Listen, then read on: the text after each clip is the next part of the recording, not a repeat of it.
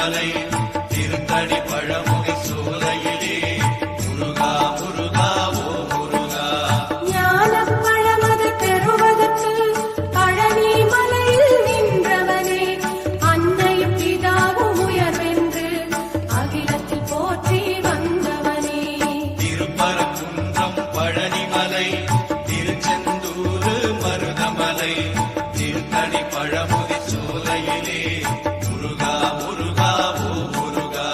கந்தா கடம்பா கதிர்வேலா கலியுகம் காக்கும் சதுர்வேலா, உந்தன் மலரடி தொழுதிடுவேன் சரவண பவனே அரோகரா.